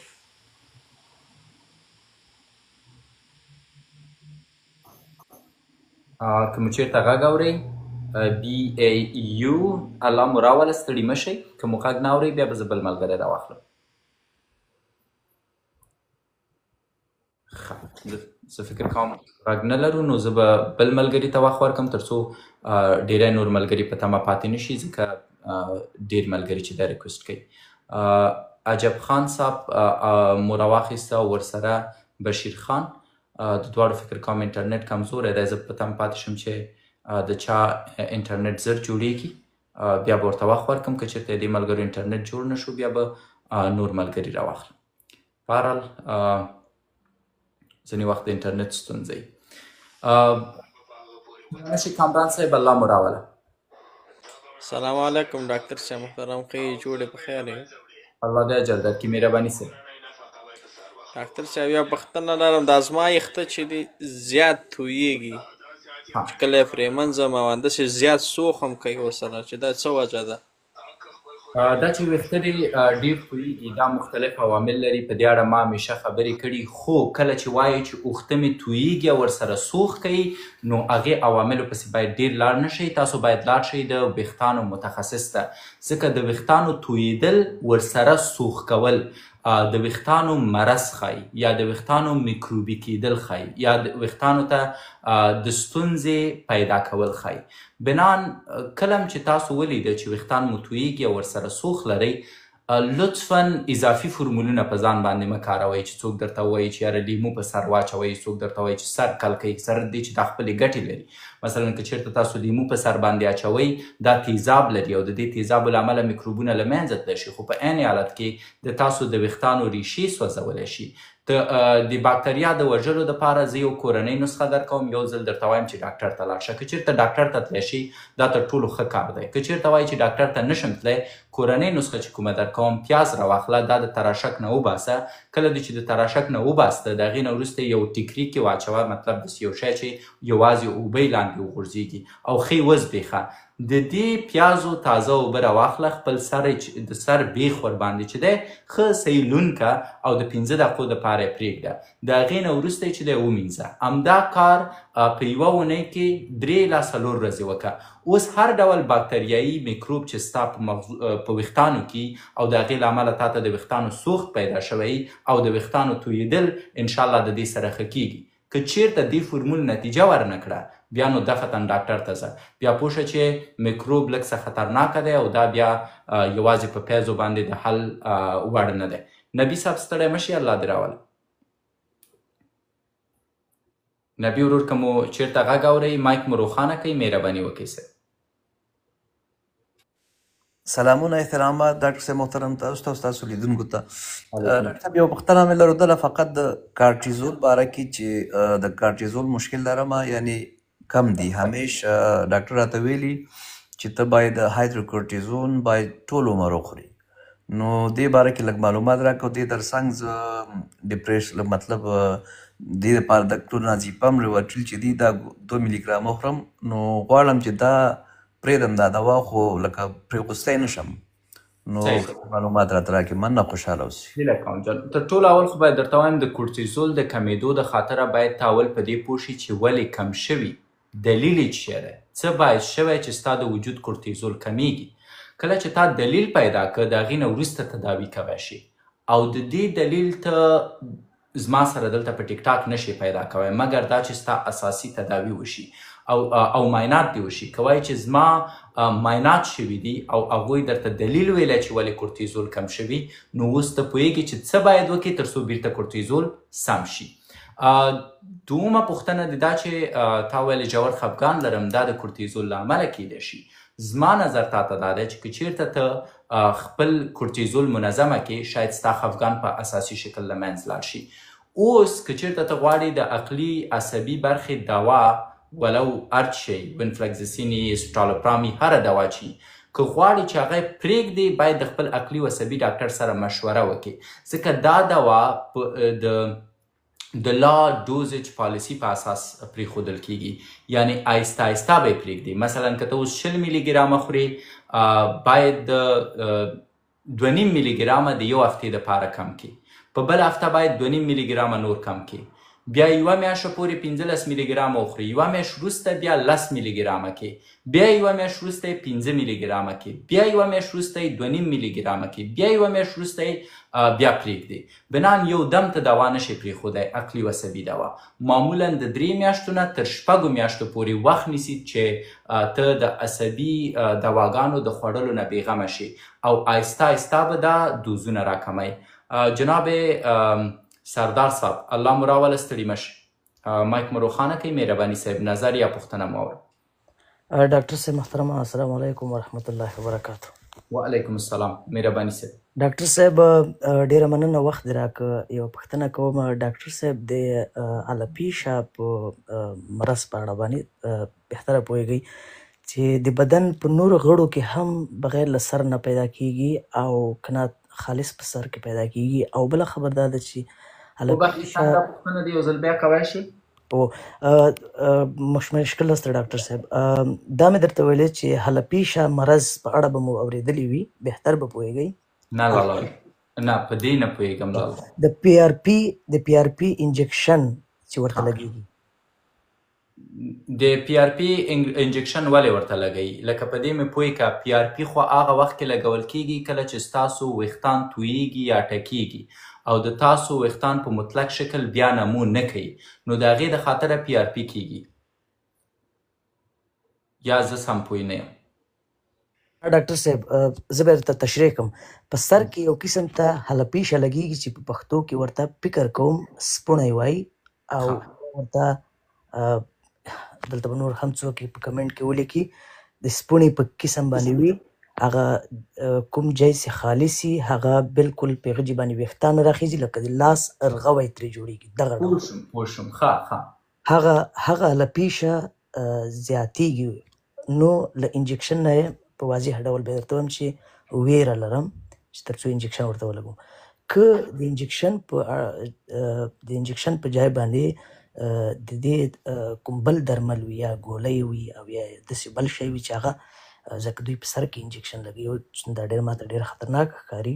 زه به تا ته یو شی ووایم قندمۍ ښه، دغه کوم تکلیف چې تا یاد کړ، ځکه دغه جلدي برخه کې زه ډېر نه پوهېږم، مګر د درسونو په اساس ما ته رایاد شو. یو شی زه درته وایم، دې ته سپوڼی م وایي په پښتو کې، او متاسفانه داسې یو مرض دی چې په کومه حصه د وجود ولګېږي هغې حصه کې یو ټاپه پیدا کېږي او هر شی چې په هغې حصه کې د پوستکي هغه ورکېږي. مثلا که ماته دلته پیدا شي دا ځای مکمل خالي کېږي. بالکل کاري ډاکټر صاحب وبخښه، کاري صاحب مې خولې ته راغی ځکه اوس خو کاریانو سره دغه د مخ سره کار ده، ټوکې به هم که وبخښنه غواړم. بالکل صحیح پوه شوي. هغه ځای که چېرته خدای نخواستی تا په ږیره کې راسي یا په سر کې راسي، هغه ځای ویښتان هم له لاسه هغه ځای کې نه راخېږي. اوس ما مشوره تا ته دا ده قند چې د دې ناروغۍ د تداوۍ دپاره ته باید د دې متخصص ډاکټر ته لاړ شي. که ډاکټر درته وایي چې انجکشن ولګوه یا پیچکاري وکړه، پیچکاري وکړه ورور مې. ولې؟ چون د دې دوم بد صفت دا دی چې دا ډېر زر په وجود کې خپرېږي. مطلب نن دلته پیدا شوی، سبا ته ګوري دلته پیدا کېږي، بل سبا ګوري ټول وجود دې ډکوي. ښه ډېری خلک داسې وو چې بې احتیاطي کړې وه، همداسې ویلي وو چې زه انجکشن یا پیچکاري نه کوم، بسته ګیره چې دی د لاسه ورکړې وه، ټول وجود کې چې دی راغلی و. بنان زما مشوره تا ته دا ده، زه ما مخکې درته ویلې چې دې مرض په اړه نه پوهېږم، یوازې هغه کوم څه چې رعایت شوي درته یې وایم. زما مشوره درته دا ده چې متخصص ډاکټر ته لاړ شه. که وایي چې پیچکاري وکړه، پیچکاري وکړه. اوس که چېرته ته وایي چې دا خو مې په سر کې پیچکاري کېږي، دا به څنګه وي؟ یو شی درته وایم، په سر کې چې کومه پیچکاري تا ته کوي هغه د دننه مغزو کې نه کوي، ځکه مونږ خو دلته دا سر لرو، د سر پوستکي نه وروسته بیا یو هډوکی لرو، بیا د هډوکي نه لاندې مغز وي. سو تا ته د سر دغه پوستکي کې پیچکاري کوي او دا هیڅ مشکل نه لري. دا کوم خلک چې خپل ویښتان کینوي، دوی فکر وکړه د تا غوندې 1.5 2,000 پیچکارۍ په خپل سر کې کوي، 3,000 3.5 4,000، ځکه څومره ویښتان چې کینوي هر ویښته یو پیچکاري ده. نو فکر وکړه خلک چې دی 4,000 5,000 پیچکارۍ په خپل ویښتانو کې د دې د خاطره چې ویښتان یې بیرته راشنه شي په خپل سر کې کوي، او ته د دې ستونزې نه د بچېدو دپاره د پیچکارۍ نه ویره لري. اصلا مه ویرېږه، په طبیعت پیچکاري وکړه، انشاءالله هېڅ شی هم در باندې. ډاکټر صاحب ډېره بښنه غواړم، تاسو خو مطالعې شوقي یاست او وخت هم مطالعې ته ورکوئ ډېر زیات، موږ څه دومره نه پوهېږو، په کوچان هم یو. نو که تاسو یې وایي، فکر کوم په انګلیسي ژبه کې دې ته الوپیشیا وایي. الوپیشیا زما د اکسن صحیح نه ده، خو دلته بیا چې که تاسو چېرې سرچ وکړئ الوپیشیا، ما ولیکه. که بلې خپرونې ته زه لایف راغلم، زه به حتما درته تشریح کړم چې په اساسي شکل څه کوي، خو بیا هم درته وایم پیچکاري وکړه، تخته مه. ډاکټر صاحب دوی پیچکاري نه ده منشن کړې چې وي هیو ټو ډو PRP فار یو، دوی منشن کړي چې کله دا شامپو ومینځه، دا شامپو به شامپوګانې ورکوي، دا کیسې کوي، خو هغه ورو په ورو باندې خپرېږي. لکه څنګه ستاسو یادونه کړه، که چېرته اور لګېدلی وي او مخ پر وړاندې ځي، بیا زه به داسې وکړم، زه به بیا یو ځل په دې برخه کې یو مطالعه وکړم تر څو هغه کوم شیان چې ما د یاده وتلي هغه ولولم، د هغې نه وروسته به راشم داسې یو خبره به درته وکړم چې کاملا پرې مطمئنه اوسم. یو شي ته پام اوسي خلکو، په کوم شي چې زه نه پوهېږم په هغې اړه خبرې نه کوم، ځکه دا ښه کار نه دی. او اوس دپاره یوازې همدومره پرې پوهېدم، د دې نه اخوا جزیات نشم درکوی. کوچی صاحب الله مو راوله، ستړي مه شئ، په خیر راغلی. سلامونه ډاکټر محترم خاص چاته. وعلیکم السلام، مننه، کور ودان. ډاکټر صاحب پوښتنه لرم، د ځوانۍ کې بې وخته د په سر کې ویښتانو کې سپینېدل دا څه لامل کیدی شي؟ دا مختلف لاملونه لري ورورمې. یو اساسي لامل یې کیدای شي جینیټیکي اوسي. مثلا د یو چا پلار چې دی په ځوانۍ کې سپین سره شوی دی، دا هم سپین سره کیږي، ځکه ورته د پلار نه په میراثي شکل راځي. یو لامل یې تشویشونه دي. یو انسان چې ډېر تشویش کوي د هغه ویښتان زر چې دی سپینېږي، ځکه په وجود کې یو ماده ده چې هغه د ویښتانو د رنګ د ساتلو وظیفه لري. او کله چې ته تشویش کوي، کله چې د سټرس پیدا کوي، کله چې ته خفګان پیدا کوي، دا ماده نور ستا په وجود کې نشي تولیدېدی او د دې له امله ستاسو ویښتان مخ په سپینېدو کیږي.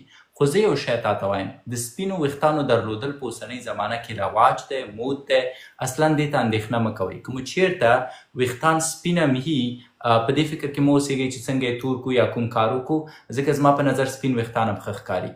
که بیا هم شله یې چې نه څه وکړو چې دا بیرته تور شي، زه د ویښتانو د بیا تورېدو دپاره هیڅ ډول اورالي د خولې د خوا د هیڅ ډول درملو توصیه تاسو ته نه کوم. مطلب پیچکاري مه اخلئ، تابلیتونه او دواګانې د دې د خاطره مه اخلئ. لاړ شئ رنګ ورکئ. دلته اوس که په ځانګړي ډول که په خارج کې یاست، عمري رنګونه دي، مطلب لږ مو خرچه پرې راځي، شاید $100 $120 یا $200 ارایشګاه ته لاړ شئ، په طبیعت چې کوم رنګ وغواړئ، شین، سور، تور، سپین، کوم رنګ مو چې خوښئ، ویښتانو ته مو رنګ ورکئ او د عمري حداقل د 5 لا 10 کلونو دپاره بیا هغه رنګ بیرته نه ځي. نو که یې چیرته ډېر خفه کړي یئ، هغه رنګ نه استفاده وکئ. خو د ویښتانو د بیرته تورېدو دپاره مه ګولۍ خورئ، مه تابلیت خورئ، مه دوا خورئ، مه بل څه شی. یو ملګري دلته ویلي چې ګناه لري. ښایي زه نه پوهېږم چې د ویښتانو رنګول ګناه لري او که نه. که چېرته ګناه لري بیا ملا صاحبانو سره خبرې وکئ، ځکه زه شخصا یې په اړه نه پوهېږم. او که ګناه ولري لطفا دا کار بیا مه کوئ. بل ملګري ته وخت ورکوم. روان صاحب ستړی مه شي، الله مو راوړي. السلام علیکم ډاکټر صاحب، خیر یې؟ علیکم السلام، الله دې اجر درکړي، مهرباني سي. ډاکټر صاحب زه چې یم چې خوب وکم، کله چې څملم خوب نه راځي، خو چې کله چې وده شم بېرته رجیګ شم، لکه ټوله ورځ چې وده وم، داسې یو ساعت خوب چې وکم چې بېرته رجیګ شم، زه دا فکر کوم که ټوله ورځ وده. اوس دا چې که فکر کوي چې ټوله ورځ وده یي، معنی یې دا ده چې یعنې د ارامۍ احساس کوي؟ نه، نرمۍ احساس اوس خوب نه راځي، بیخي خوب نه راځي. اوس هم ناست یم. ته وایي چې که چېرته زه یو ساعت هم وده شم، فکر کوم لکه ټوله ورځ چې وده اوسم. مطلب کوم انسانان چې ډېر خوب وکړي، چې راویښ شي، طبیعت یې جوړي، خوشحاله یي، ماغزه یې ارام وي، ته همداسې احساس لرې؟ هو، زه همداسې احساس لرم. پس که چېرته ته داسې احساس لرې او کم خوب کوې، هېڅ ستونزه نشته، ځکه ته ارامه یې او ژور خوب لرې. د تا 1 ساعت خوب، د مونږ 8 ساعته خوب. مهمه خبره دا ده چې ته که چېرته 1 ساعت خوب وکړې، راجیګ شي، په سر دې درد وي، کم حوصلې اوسې، بېشیمې اوسې، دا ستونزه ده. اما که ته 1 ساعت خوب کوې او راجیګېږي، ماغزه دې لوکس دي، صحت دې سم دی، کومه ستونزه نه لرې، نو دا خو د خدای رحمت دی، د دې نه استفاده وکړه. ای کاش زه تا غوندې وای چې 1 ساعت مې خوب کوه، راجیګېدمه، بس په طبیعت روغ و جوړ ومه، اوس ما وخت لري چې 23 ساعته کار وکړم. بنان د دې دپاره ستونزه نشته، په شرط د دې چې تا کې منفي علایم پیدا وي. که منفي علایم وي بیا مشکل دی. خو زه مخکې دا رقم نه وم، اوس دا رقم یم. د یوه جمعه کېږي وطن نه راغلی یم، متحدې عربي اماراتو ته. اوس دا رقم احساس کوم.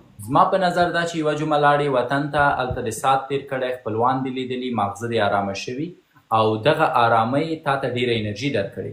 نو تر څو دې چې بیا د دوبۍ مسافري را چپه کوي، تر هغې وخته پورې د همدې 1 ساعت بهتره خوب نه خوند واخله او دې ته پریشانه کېږه مه. صحیح شو ډاکټر صاحب، مننه. هیله کوم. اللهم د وطن زور دومره ډېري. پارالې بل ملګري ته راځم دوی ته چې دی جواب ورکوم بیا نور دوستان هم راخلم که چېرته. سلام علیکم ډاکټر صاحب. وعلیکم السلام. الله دې راوله ستړی مه شي. خیر اوسې مننه. ما یو مرض دی، یو پوښتنه ده. داسې مرض ده چې دا 20 کاله کېږي، خو بعضې وایي چې دا پیران دي، بعضې وایي دا صوبیان دي. مرض داسې ده چې یو لکه میږتانه په شکل دا د پښو له طرفه راځي، یو شی زه پیږم، یو احساس کوم، زړه مې نیسي، دماغ مې نیسي، لکه موبایل هنګوي مې، که زه په سیخه روان یم په چپه ځم. اوس پوه شوې؟ څومره وخت کېږي دا تکلیف لري ورور؟ 20 کاله کېږي، زړه مې ټکان کوي. او ډاکټر ته لاړې؟ ډاکټر ته خو په اسلام آباد کې ورتللو، ډېرې پیسې هم رانه ګوړې. بیا څه وشوه؟ ډاکټر څه ویلې؟ ډاکټر راته ویلې، ویل ته هغه میرګیان ورته وایي، څه ورته وایي، ویلې هغه ته نه لرې، خو بس یو رقم د خوب دوایي، دماغ دوایي راکړه. هم یو 2 ورځې وخوړله، دومره سخت به ویده کړم، لکه د شپې به مې ویده وم، سبا او ورځې به په 4-5 بجې راپاڅېدم. زه درته 2 لارې پیشنهاد کوم ورور. که چېرته وبخښه، دا خبره مې دې کمپلیټ سي. په سترګو مهرباني. بیا داسې خبره وه چې دلته یو هغه ملا و، دا فلسطینی و، دلته فرانس کې اوسېږي. هغه لایف راغلی و، داسې خلک یې دمول، ما هلته راځه ځان په توکل که نو ما چې زه دم کړم، نو داسې فکر وکړه چې 90% د هغه سره د ما مرض صحیح سي. ما غوښتل درته داسې جواب درکړم چې که چېرته دا میرګیان اوسي یا پیریان اوسي، چون زه شخصا د یو سایکیاتریست په توګه په پیریانو باور لرم. زما خپله داسې ناروغان وو چې په هغو باندې به پیریان وو، او ځینې نور داسې وو چې ویلي چې په دو باندې پریان دي. یو پیری ده، یو پری ده. بیا دا د پري والا به چې کله ما ته راتله، دا به داسې وه لکه 3 ګامه راتګ کې به چې دی 1.5 ساعت لګوه، ډېر آهسته آهسته سلو به راتله. اوس که چېرته دا پیریان یا پریان اوسي، د قرآن عظیم الشان د اورېدو سره دوی اساسیت ښیي، د قرآن عظیم الشان د اورېدو سره دو یو عکس العمل ښیي. او که چېرته هغه عکس العمل وښوده، بهتره خبره ده چې ته لاړ شې ملا صاحبانو ته، ځکه دا بیا د ملا صاحبانو کار دی، او دې ته روحاني درملنه وایي، کوم چې باید هغوی ترسره کړي. زه چې د شپې ویده سم، ذکر وکم زه ښه په پوه سم چې د ما د بدن نه داسې ووځي، د پښو نه یوه جټکه غوندې م راکړي، لکه بجلي کرنټ داسې رانه ووځي، خو بیا 1 ساعت 2 ساعته بعد بېرته راشي. بس بیا داسې کوه چې یو ملا صاحب ته ورشه، ملا صاحب د تداوي درته وکړي. زه نه پوهېږم چې هغو څه رقم تداوي کوي، په دې اړه ډېر معلومات نه لرم. خو که چېرته د قرآن عظیم الشان سره عکس العمل نه ښیي، بیا عقلي و عصبي ستونزه ده. بیا باید د یو عقلي و عصبي ډاکټر سره دا تاسو باید د یو عقلي و عصبي ډاکټر سره یې حل کوي. په ټوله کې زه دومره وایم چې هره ستونزه یې علاج لري. که چېرته فکر کوي چې میرګیان دي، نو علاج یې د ملا صاحبانو سره ده، ځکه خو ملا صاحبان مهم دي. معمولا تاسو یې په اړه وایي چې ملایان په درد نه خوري، بیا داسې شرایطو کې په درد خوري. سلامونه، ستړي مه شئ صاحب، الله مو راوله. جناب حلیم صاحب که مو غږ اوري، مایک دې روښانه که، مهرباني.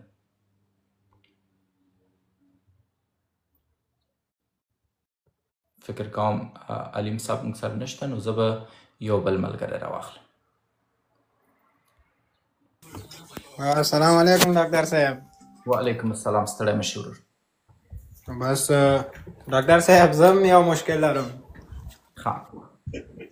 ما ته شپې کې خوب نه راځي، نه چې ویده سم بیا جګېدل سخت دي، لکه بیخي د ورځې ټوله ورځ ویده یم، شپې نه.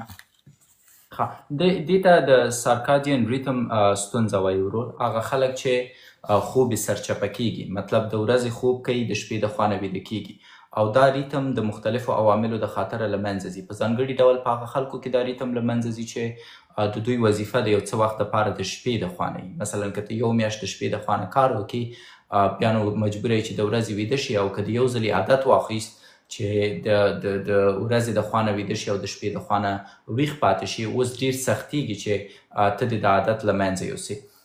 بنان سارکادین ریتم کې خرابوالی دی ته وایي، او د دې بیرته په سمول یا په اساسي شکل رابدلول تاسو پورې اړه لري. که چېرته ته همت وکړي او بیرته ځان مجبوره کړي چې د شپې ویده شي. مطلب ولو که خوب درځي که نه درځي، سترګې پټې کړي، موبایل ونه کاروئ، کمپیوټر ونه کاروئ، تلویزیون ته ونه ګورئ. 2-3 اونۍ به ډېرې سختې خو بالاخره بیرته عادت کېږي. او که بیا چېرته وایي چې نه والا دومره حوصله نه لرم چې ورسره مبارزه وکړم، بیا به عقلي عصبي ډاکټر ته ځي. هغه به درته د لنډ وخت دپاره د 15 نه تر 1 میاشتې دپاره د خوب دوا درکوي، تر څو بیرته ستا هغه سیستم راسم کی، د شپې تا ته خوب درولي او د ورځې د خوا نه دی بیرته بیا ویښ پاتې کی. نو 2 لارې دي، یو خپله به مبارزه کوي، که خپله د مبارزه ونه شوه کولی، دومه لاره دا ده چې د ډاکټر نه به دوا اخلي، ولې د کم وخت دپاره. دوا دی باید دوامداره نه وي. یوازینی شی چې زه تاسو ته وایم او کوم شي نه چې زه ډارېږم هغه همدا ده چې داسې به نه کوئ چې تاسو دوا واخلئ پوره د 1 میاشتې نه یې ډېره وکاروئ، هغه کار به نه کوئ. راځم حاجي صاحب ته. حاجي صاحب ستړی مه شئ، مهرباني صاحب. ژوندی اوسئ ډاکټر صاحب، څه ول دی؟ خدای دې خیر کړي. حاجي صاحب رانه لاړ، قطع شو او زه نه پوهېږم چې ولې، نو زه به راشم نورو ملګرو ته. نبي ورور راخلم او نور ملګري چې کوم دلته دي په نوبت کې دوی ته وخت ورکوم تر څو وشو کولی ورسره خبرې وکړو. السلام علیکم ډاکټر صاحب محترم. یو ځل بیا زه خو راغلی یم مخکې لایف ته، ما ډېر شارټ کټ درته وویلې خو زه وخت به نه ډاکټر صاحب سره. نو یو څو خبر مې پوینټ کړې، ستا هغه نوټ کړې په وبخه چې تا ویلې دا کارټیزول د کموالي لامل څه دی. نو دلته ما ډېر ټیسټونه وکړل، دومره ټیسټونه چې یعنې هغه یعنې بیخي نور امکانات یې نه وو. نو زه خپله فرانس کې به تقریبا د 7 کالو نه زه دغه کارټیزول خورم. نو ډاکټر ویلې لکه دا اډیسن ډیسیزز لکه دې ته وایي. نو د دې پرېښودل ما ته وایي چې یاره که چېرته دا پرېږدي نو مکمل لکه غوټ جواب یې راکړی لکه د مرګ لامل ګرځي نه چې په هماغه ورځ لکه یا دې دوامداره باید دا وخوري ټول عمر. اوس پوه شوم. زه به د داسې لنډ پوه کړم قانمۍ ښه. متاسفانه د مونږ په ژوند کې ځینې داسې ناروغۍ دي چې که یو ځل مونږ ورباندې اخته شو مجبور یو چې ټول عمر یې تداوي وکړو. یو د هغو نه روماتیزم دی. که چېرته یو انسان ته روماتیزم پیدا شي تر ننه پورې د روماتیزم دایمي علاج نشته، فقط مونږ دوا مریض ته ورکوو چې د روماتیزم د هغه څومره چې دي د هغې نه ډېر نشي او د مریض دردونه آرامه شي. یو د دې ناروغیو نه لوړ فشار دی. که چېرته یو چاته پیدا شي مجبوره ده چې دوامداره تداوي وکړي، یعنې دوامداره دوا وخوري تر څو یې فشار لوړ نشي، ولې دایمي علاج نشته. یو د هغو نه د شکرې ناروغي ده. مثلا ډېری ملګري به تا لیدلي چې یو ځل په شکرې باندې اخته شي بیا دوامداره دوا کاروي. یو د دوی نه د اډیسن ډیزیز دی، کوم تکلیف چې تا ته پیدا شوی. اوس آیا د ویرې خبره ده؟ مطلق هم د ویرې خبره نه ده. یوازینۍ خبره دا ده چې همیشه یې دوا اخله، په وخت یې دوا خوره، انشاءالله روغ و جوړ به وي. ولې هو دوامداره باید دوا وکاروئ. متاسفانه باید ووایم ځینې مریضۍ همداسې دي. حتی د تایراید د غدې یو رقم ناروغي ده چې هایپوتایرویدیزم پیدا کیږي او جینیټیکي چې ته مجبور یې دوامداره د تایراید د غدې دوا وخورې. بنان شته دی ډېری داسې مریضۍ چې ته مجبور یې پکې دوامداره دوا وخورې. بالکل منم ډاکټر صاحب محترم. داسې دی چې اوس د دې تا لامل پوښتنه وکړه، د دې لامل پیدا نه شو. دومره ټیسټونه یې وکړه چې زما حد اقل چې یاره 200 سي وینې یعنې په 2 ورځو کې واخیسته چې د دې موږ لامل پیدا کړو، بیا یې پیدا نه کړو چې ولې. نو د اډیسن ګوره قنمې د اډیسن ډیزیز لامل ځکه دوی نشي پیدا کوی چې په کومه ورځ ډاکټرانو وشو کولی چې د هغې لامل پیدا کړي، په هغې ورځې نور علاج هم پیدا کوي. ته پوه شوې زه څه وایم؟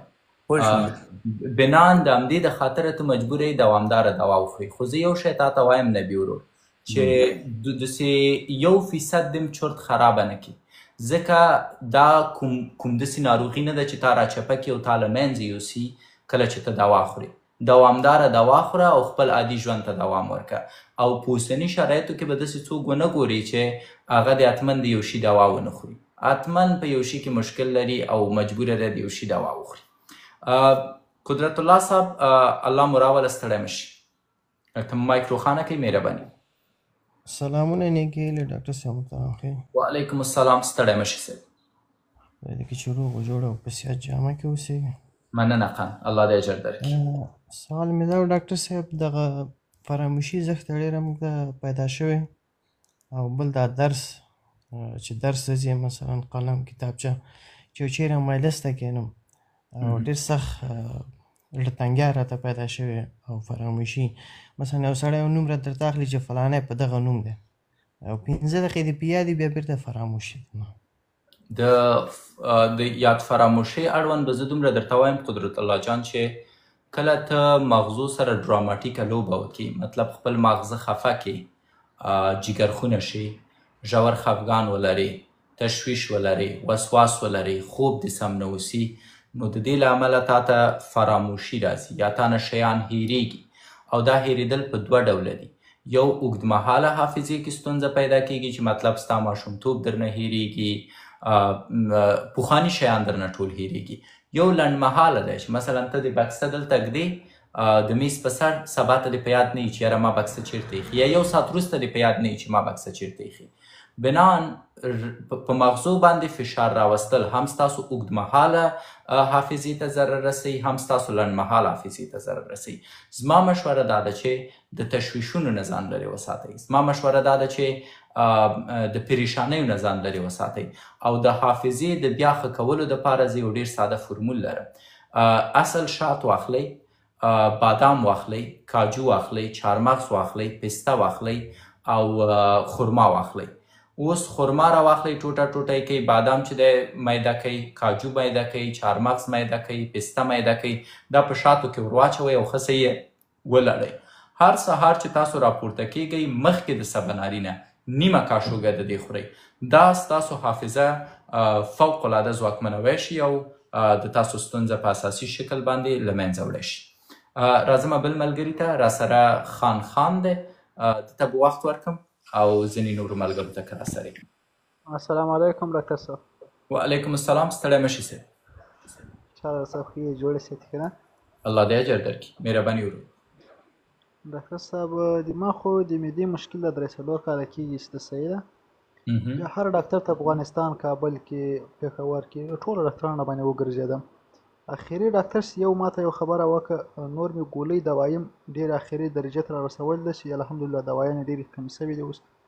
اوس فعلا یو پاکټ ګولۍ زه خورم چې هغه چې دی فلجیل په نامه باندې د کولمو د چیرت لپاره را کړي دي. دوی دا خبره راته کوله چې دا کولمې میکروبي سوي دي. په دبي اماراتو کې ژوند کوم، صحیح ده. او نور خواړه هر څه ټول برابر دي، یا د شپالوري او دا او دا حسابونه و بیا ټول ختم شو. بیا اوس هم دغه یو میکروب دی وایي پاته د لب کولمو کې. نو زه خپله د معدې له وجې، درد له وجې یا د خوراک له وجې هر څه منظم کوم، خو دونه مې درد اکثر وخت په عذاب کې سرګنګسیت راته پیدا کوي، هغه هم یو طرف، پوره طرف نه ټول، یو طرف ته ښي طرف ته. نو ډېر سخت تکلیف کړی یم. بیا پاکستان کې یو ډاکټر و، دې سره زه وغږېدم، هغوی ویل چې موږ د اومپیتیک ډاکټر یم، دلته د اعصابو حجرې چې دي دا کمزوري سوي دي، د عصبي له وجې د تا د تیزابو کنټرول نه کېږي. اما که دلته راسي موږ تا له نږدې وګورو، موږ کولی شو تا علاج وکړو. اوس نو زه ډېر تشویش کړی یم سره چې دې سره څه وکړم د علاج سره. زما تر ټولو ساده نظر تا ته دا دی ورور چې که چېرته غواړې خپل علاج دې په دایمي شکل وکړي، ډاکټر پسې مه ګرځه چې څوک دی، څه کاره دی، ښه ډاکټر دی که ښه ډاکټر نه دی. ځکه تر ټولو مهمه خبره دا ده چې ته معایناتو پسې وګرځې، ډیاګنوز یا تشخیص پسې وګرځې. او تر ټولو ښه تشخیص په هندوستان کې کیږي، بنان که سم ماشینونه یو څوک ولري او په اساسي شکل ستا معایناتو کې او اصلي دلیل دې د معدې د دې حالت پیدا کړي، بیا هر ډاکټر درته دوا درکوی شي. بنان اول د معاینات په صحیح او اساسي شکل باندې وکړه. هغه ملګري چې تر اوسه پورې په ټیک ټاک کې زه سبسکرایب کړی نه یم، د شکار خپرونه مونږ نن لومړی درس پیل که او نن مونږ ملګرو ته وښوده چې څنګه دوی کوی شي په 10 دقیقو کې ځان ته د نړۍ تر ټولو پروفیشنله او فوقالعاده سی وي جوړه کړي. او په عین حالت کې مدام ورته ویلی چې همدغه سی وي ډیزاینونه کوم چې دوی مفت په 15 دقیقو کې کوی شي، څنګه په نورو خلکو خرڅ کړي او خپل کوچنی تجارت شروع کړي. بنان که چېرته تاسو غواړئ چې د پردیو د غلامۍ نه خلاص شئ او خپل مالی استقلالیت ترلاسه کړئ، دغه اوس ما ټیک ټاک ته لاړ شئ، سبسکرپشن دی، هغلته سبسکرایب کړئ مونږ او راشئ عملي چې دی مونږ سره یو ځای شئ تر څو ستاسو کوچني تجارتونه در جوړ کړو او په ګډه چې دی انشاءالله په دې کال کې خپل تجارتونه ولرو.